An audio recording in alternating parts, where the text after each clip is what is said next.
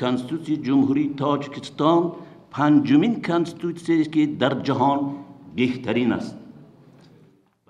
چون این توصیف ها از قانون اساسی تاجیکستان در نشستی که به موضوع حقوق و آزادی های شخصی و کنستیتوسی مربوط بود زیاد صدا داد.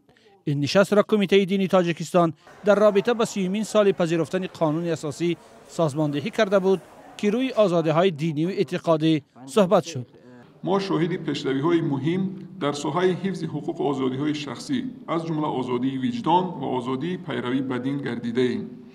دولت نه تنها حقوق‌های اساسی شخصی را حمایت می‌کند، بلکه کفالت آن را نیز می‌دهد که هر یک شخص آزادی انتخاب در حیات شخصی، اجتماعی و کسبی را داشته باشد. توصیف رئیس کمیته دین در حالی است که تاجیکستان همه ساله از سوی سازمان‌های بین المللی برای نقض حقوق‌های دین از جمله حقوق اعتقادی مسلمانان و تعقیب شاهدان یهوه انتقاد می‌شود.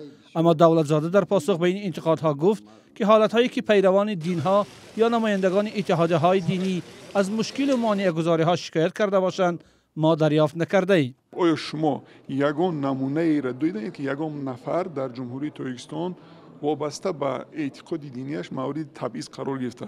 موردهای تراشیدن ریش و در مؤسسات دولتی مثلا اجازت ندادن با پوشش هایی که بر اساس اعتقاد آنها است مثل اینها. ما در قانونگذاری چنین محدودیت ها نداریم.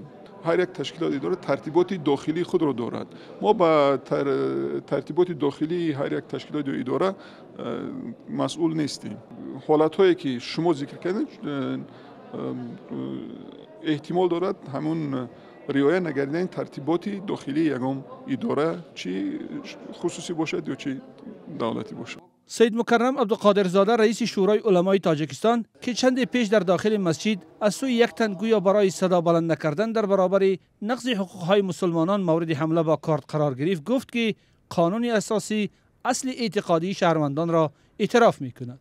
در مسئله اعتقادم قرآن پروردگار میگوید که استعیذ بالله لا اکراه فی الدین.